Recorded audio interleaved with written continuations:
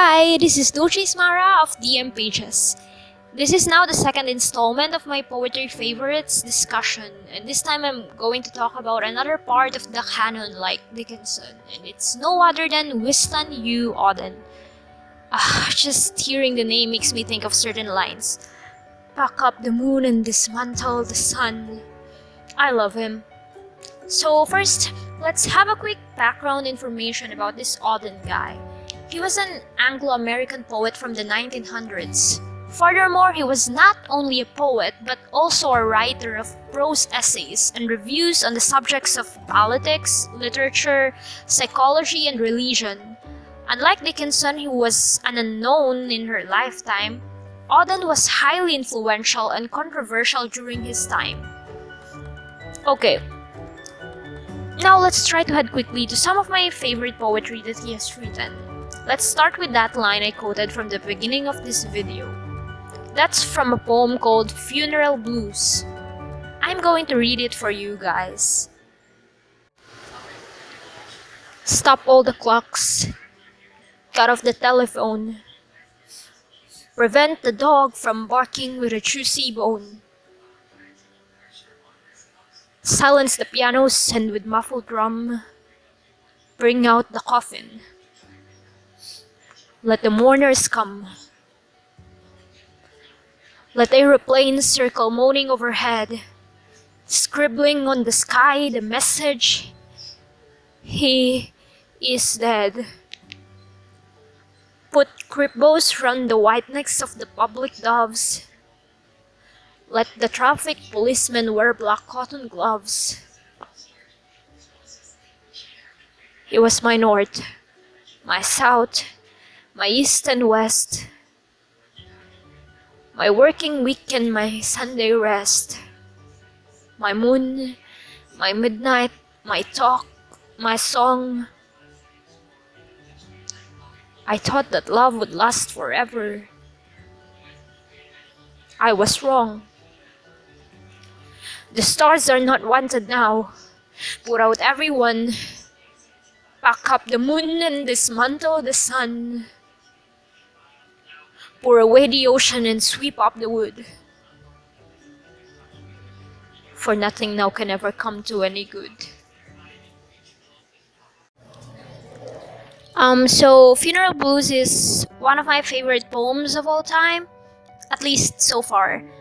I'm one of those people who keeps on changing favorites, so anyway, this poem is one of the best examples of an elegy. Now it seems to me that a lot of people confuse elegy with eulogy, so I'm going to clarify the definitions and the difference between the two.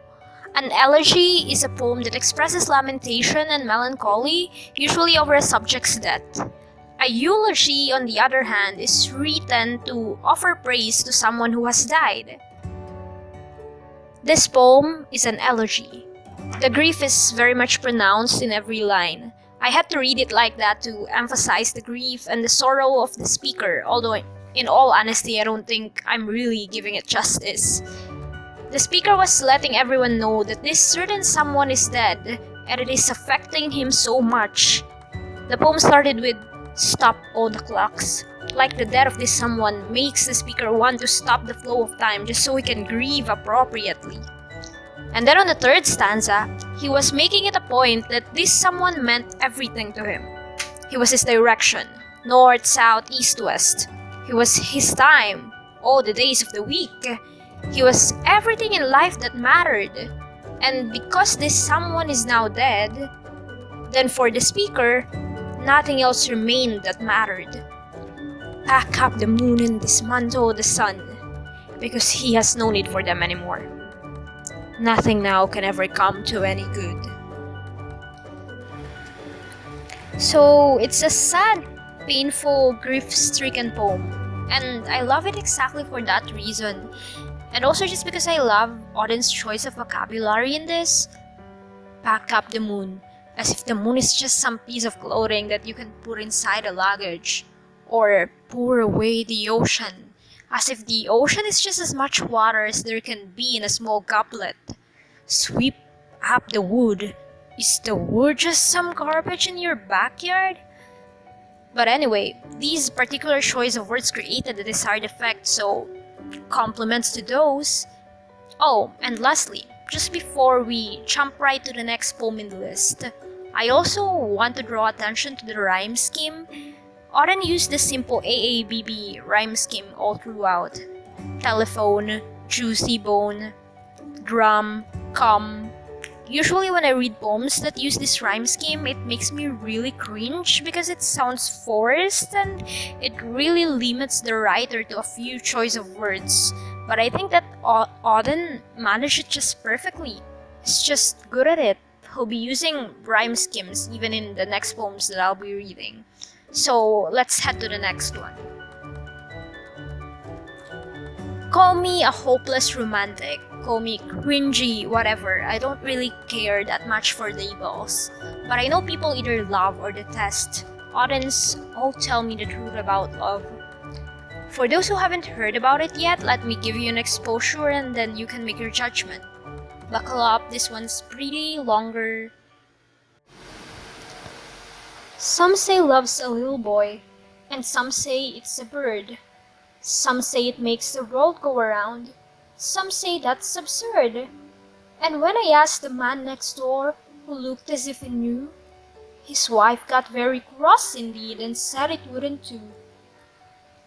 Does it look like a pair of pajamas, or the ham in a temperance hotel? Does its odor remind one of llamas, or has it a comforting smell? Is it prickly to touch as a hedges, or soft as eider-down fluff?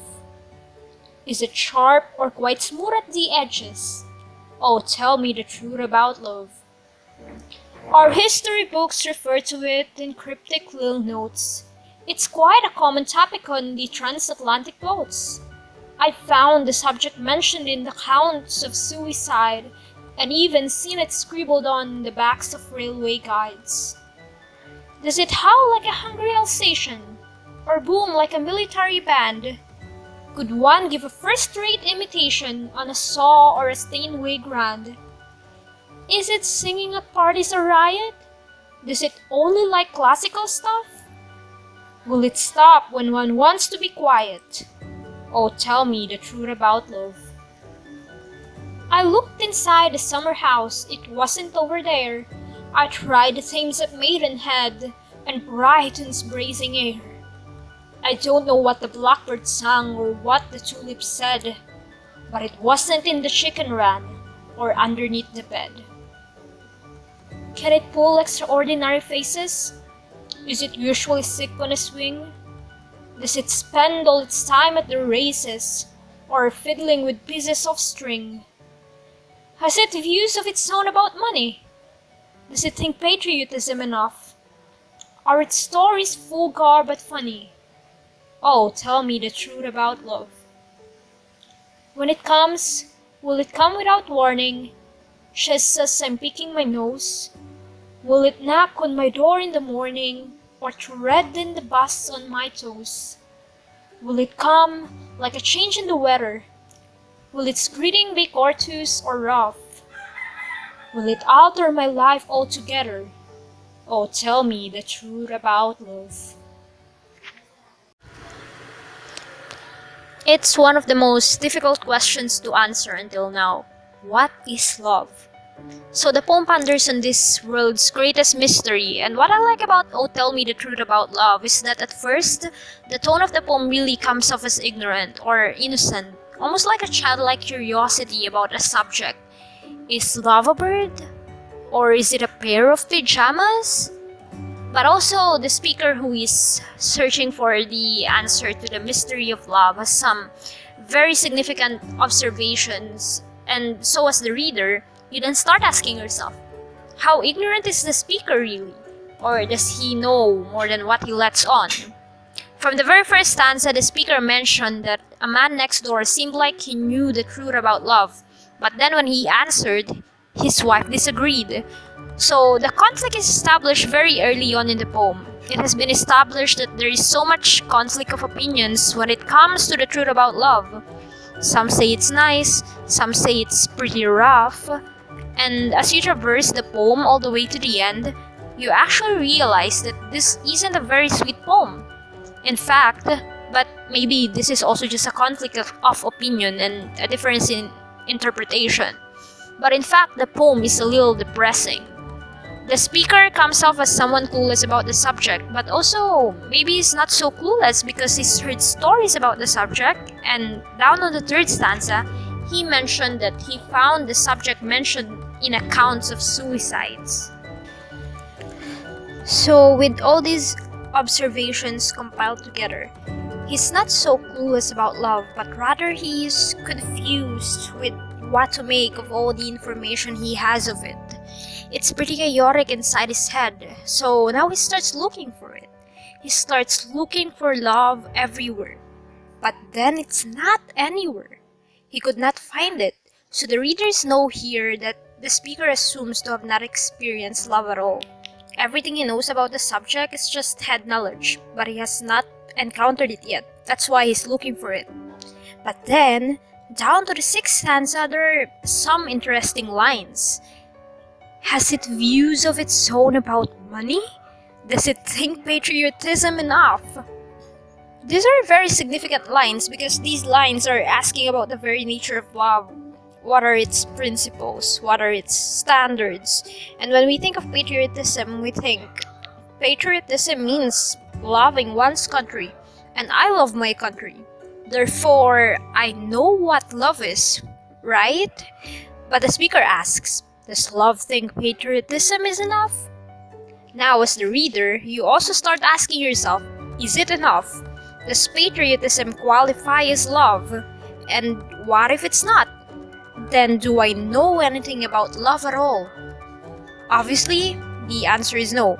It's a state of confusion. We go back all the way to the beginning of the poem.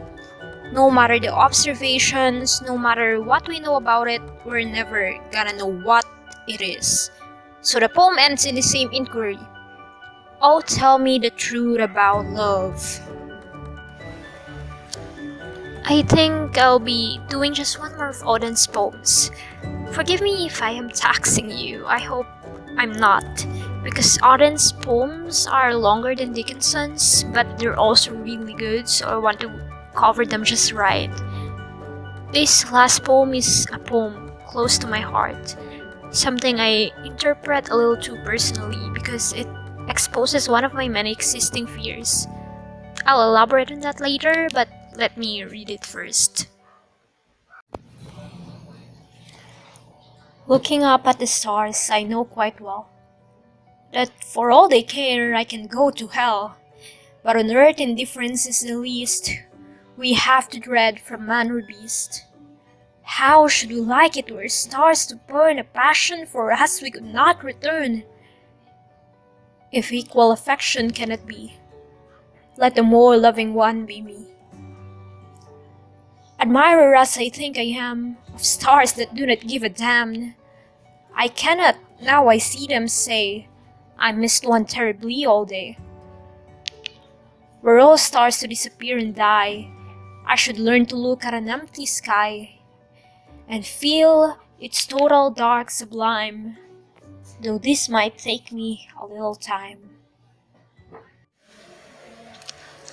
To start, I just want to point out the AABB rhyme scheme once more. I think Auden's really fond of that. This poem explores the subject of unrequited love, and it opens up some interesting points along the way. Auden used an extended metaphor here to get his point across. The stars here is an extended metaphor for the lover who feels indifferently for their pursuers. For all they care, I can go to hell. But then for the speaker, who represents their pursuer here, it doesn't really matter if the lover doesn't give attention to him, because on earth, indifference is the least we have to dread from man or beast. For the speaker, there are more terrifying things. Then on the second stanza, he suggested the situation where the lover actually loves the pursuer, but the pursuer cannot love the lover on the same level. How should we like it with stars to burn, a passion for us we could not return? This really struck home to me personally because this is a reality that when someone gives you affection, it becomes overwhelming and you feel obliged to return those affections. But it's not always easy to return affection. That obligation is scary. Now, the speaker in this poem understands that, and that is why he does not demand anything from the lover or from the stars. And then in the last stanza, he comforts himself with the knowledge that even if the star disappeared one day, he'll eventually get over it, although it might take some time. If equal affection can it be, let the more loving one be me. I feel like crying because I really love those lines. It is overwhelmingly scary to be on the receiving end of affection, so you just kind of wish to be the one giving it rather than the one receiving it. And that's not necessarily wrong, but I think what this fear says about humans is that we want to be the one giving more affection because as the more giving one, you hold the decision of when it all stops, of when you can stop giving your affection. But when you are at the recipient of that affection, you hold no control whatsoever in the relationship. And when the giver of the affection decides it's all over, you're just at his mercy. Well, that is the more loving one for you. Honestly, I wanted to do one more poem called As I Walked Out One Evening, but if I include that, that's going to be the longest, so maybe I'll do a separate discussion of it, or just simply do a dramatic reading of it on a separate video. But for now, this is it. Thank you everyone for pairing with this nerd. Once more, this is Lucius Mara of DM Pages.